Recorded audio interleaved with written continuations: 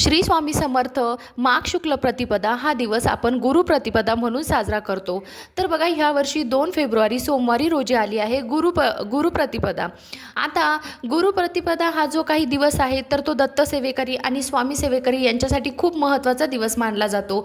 अगदी याला आपण पर्वणी म्हटलं तरी देखील चालेल। आणि त्याच्यामुळे की ह्या दिवशी अगदी साधी सोपी पूजा कशी करायची आहे, त्याच्यानंतर नैवेद्य आपल्याला काय दाखवायचं आहे, दत्त महाराजांची स्वामी महाराजांची काय सेवा करायची आहे, तर हे आपण बघणार आहोत। तर बघा की हा दिवस म्हणजे नृसिंह महाराजांचा शैल्यगमनाचा दिवस म्हणून ओळखला जातो।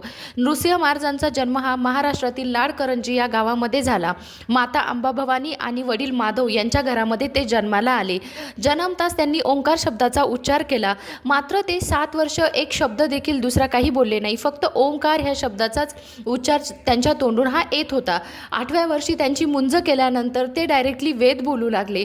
आता याच्यानंतर जे काही पवित्र तीर्थक्षेत्र आहे ते फिरू लागले आणि त्याच्यामध्येच त्यांना कृष्ण सरस्वती हे त्यांचे गुरु झाले आणि त्यांनी त्यांना दीक्षा दिली। आता हे सगळं झाल्यानंतर फिरता फिरता ते गाणगापूरमध्ये येऊन पोचले आणि त्यांचं खूप जास्त वास्तव्य हे गाणगापूरमध्येच झालं आणि त्याच्यानंतर त्यांनी कर्दळी वनामध्ये ते गुप्त झाले आणि खूप वर्षानंतर कर्दळी वनातूनच स्वामी महाराजही प्रगट झाले।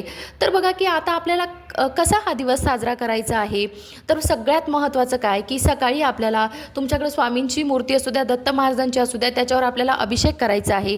पुरुषोत्तम 16 वेळेस, 11 वेळेस किंवा 3 वेळेस म्हणा। श्री सुक्तम हे 1 वेळेस म्हणायचं आहे। मूर्तीचा आपल्याला अभिषेक करायचा आहे। छान अत्तर गंध वस्त्र घालून आपल्याला मूर्ती जागेवर ठेवायची आहे। त्याच्यानंतर स्वामी समर्थ महाराजांचे 11 माळी जप करायचा आहे। सगळ्यात महत्त्वाचं म्हणजे काय की दिवसभरात तुम्ही कधीही फक्त 12-12:30चा टायमिंग सोडून गुरुचरित्र या ग्रंथातला 51 आणि 52वा अध्याय हा आपल्याला वाचायचाच आहे।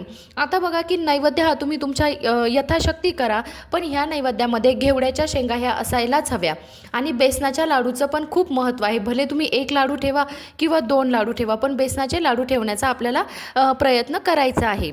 आता नैवेद्यामध्ये आपल्याला 6 नैवेद्य करायचे आहे। आता हे 6 नैवेद्य कशासाठी, अगदी तुम्ही छोटे छोटे नैवेद्य केले ना तरी देखील चालेल। 1 आपल्या कुलदेवीला, 1 नारायणाला, 1 दत्त महाराजांचा, 1 नृसिंह महाराजांचा, 1 स्वामी महाराजांचा आणि 1 गायत्री मातेचं नैवेद्य आपल्याला करायचं आहे। अगदी छोटे छोटे नैवेद्य करायचे आहे, म्हणजे कसं ते नैवेद्य खाल्ल्या पण जातात आणि हे नैवेद्य आरती झाल्यानंतर 15-20 मिनटं ठेवून मग आपणच ते नैवेद्य खाण्यासाठी घ्यायचे आहे। श्री स्वामी समर्थ।